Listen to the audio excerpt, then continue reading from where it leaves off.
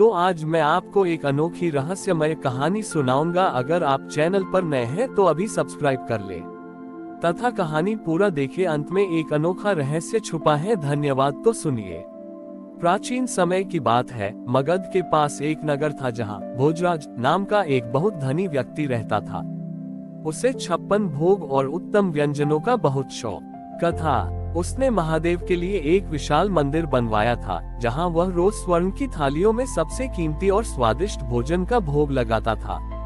उसका मानना था कि महादेव को जितना उत्तम भोजन दिया जाएगा वे उतने ही प्रसन्न होंगे। उसी मंदिर के बाहर कुश नाम का एक गरीब बालक रहता था। कुश के पास न तो धन था और न ही अन्न। वह दिन भर भूखे पेट रहता, पर उसका एक नियम था। वह रोज शाम को मंदिर के पीछे लगे बेल के पेड़ के नीचे बैठ जाता और अपनी कल्पना में महादेव के लिए भोजन बनाता था। वह अपनी आंखें बंद करता और भाव से कहता, महादेव, आज मैंने आपके लिए ठंडी हवा की लस्सी बनाई है। इसमें मैंने हिमालय की शुद्ध शांति और वन पुष्पों की महक मिलाई है। कृपया इसे स्वीकार करें। कभी वह कल्पना करता कि वह महादेव को धूप की सुनहरी रोटी और आंसुओं की नमकीन चटनी परोस रहा है। एक बार राज्य में भयंकर अकाल पड़ा। राजा और भोजराज के अन्न भंडार खाली हो गए। भोजराज ने रोते हुए मंदिर में प्रार्थना की, प्रभु, आज मेरे पास आपको चढ़ाने के लिए केवल सूखा दाना भी नहीं है। मुझे क्षमा करें, आज आपका भोग नहीं लग पाएगा। तभी मंदिर के गर्भगृह से साक्षात महादेव प्रकट हुए। उनके चेहरे पर एक ऐसी तृप्ति थी जो हजारों 56 भोगों से भी नहीं आती। महादेव ने मुस्कुराते हुए कहा, भोजराज, आज मेरा पेट पूरी तरह भरा हुआ है। अभी अभी मैंने अमृत पान किया है। भोजराज चकित रह गया, प्रभु, इस अकाल में आपको किसने भोजन कराया? महादेव उसे मंदिर के पीछे ले गए जहां बालक कुश अपनी आंखें बंद किए बैठा था और कह रहा था, महादेव, आज अकाल है, अन्न नहीं है, इसलिए मैंने आपके लिए श्रद्धा का जल और सब्र का फल तैयार किया है। इसे ग्रहण करें। जैसे ही बालक ने ये कहा, महादेव के हाथों में साक्षात दिव्य अमृत का कटोरा प्रकट हो गया। महादेव बोले, भोजराज, तुम मुझे स्वाद टेस्ट देते थे, पर कुश मुझे रस एसेंस देता है।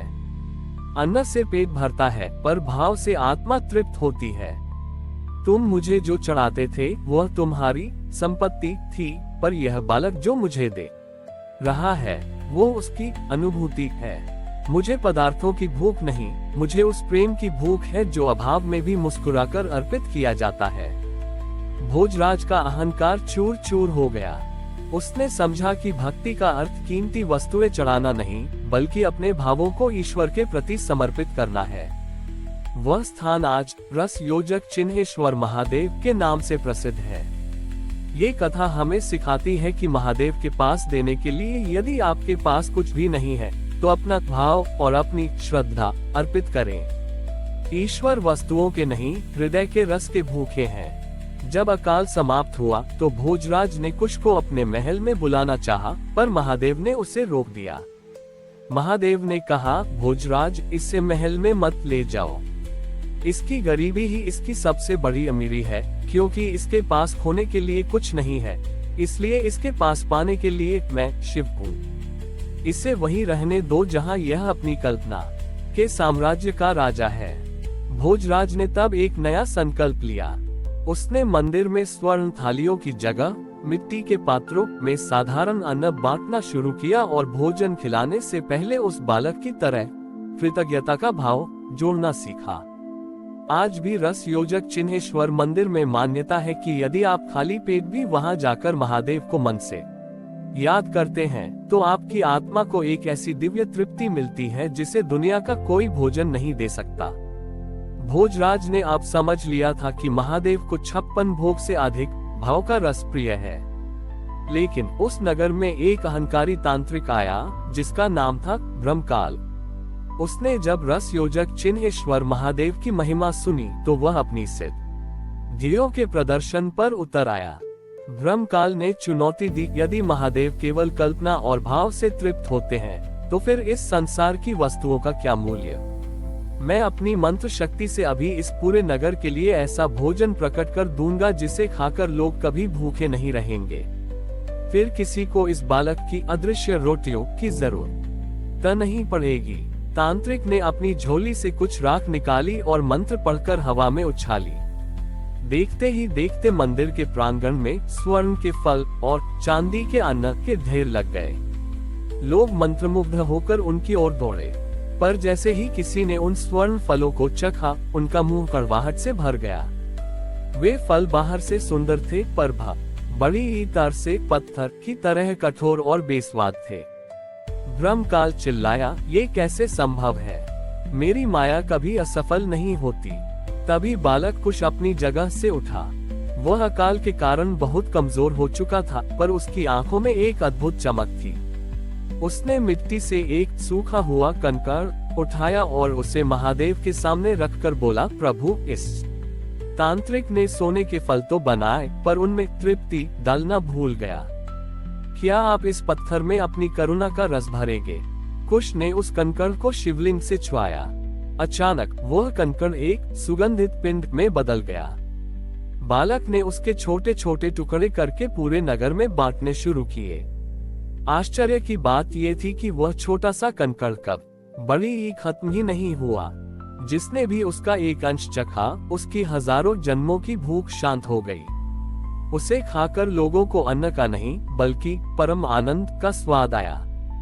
तांत्रिक ब्रह्मकाल का सिर चकराने लगा। उसने अपना तंत्र वापस लेने की कोशिश की, पर उसके स्वर्ण फल मिट्टी में मिल गए। महादेव पुनः प्रकट हुए और बोले, ब्रह्मकाल, तूने अपनी शक्ति से वस्तु तो पैदा कर दी, पर तू उसमें प्राण नहीं डाल सका। भोजन केवल वह नहीं जो पेट में जाए, भोजन वह है जो आत्मा को शांत करे। कुश के कंकड़ में त्याग का नमक और सत्य की मिठास थी। तूने जो दिया वह दिखावा था, और कुश ने जो दिया वह जीवन था। महादेव ने तांत्रिक को आदेश दिया कि वह अपनी सिद्धियों का प्रयोग अहंकार के लिए नहीं, बल्कि निर्धनों की सेवा के लिए करे। राजा भोजराज ने मंदिर के द्वार पर एक शिलालेख लगवाया, ग्रेटर देन, यहाँ अन्न नहीं अमृत मिलता है, और उसे पाने के लिए धन नहीं धैर्य चाहिए। Greater than. आज भी रस योजक चिन्हेश्वर महादेव के मंदिर में जो प्रसाद मिलता है, वह भले ही साधारण खिचड़ी हो, पर भक्तों का मानना है कि उसमें महादेव के प्रेम का वह अदृश्य रस घुला होता है, जिसे चखने के बाद संसार के सारे पकवान फीके लगने लगते हैं। ये कथा हमें सिखाती है कि ईश्वर को रिझाने के लिए वैभव की नहीं, बल्कि उस नन्ही सी पुकार की आवश्यकता है जो हृदय की गहराई से निकलती है। जब भाव सच्चा होता है, तो पत्थर भी पारस और धूल भी अमृत बन जाती है। हमारी और भी आध्यात्मिक एवं अनोखी कहानियां देखने के लिए हमारे चैनल पर जाएं तथा धार्मिक एवं पौराणिक अनोखी कहानियां हमारे चैनल पर है।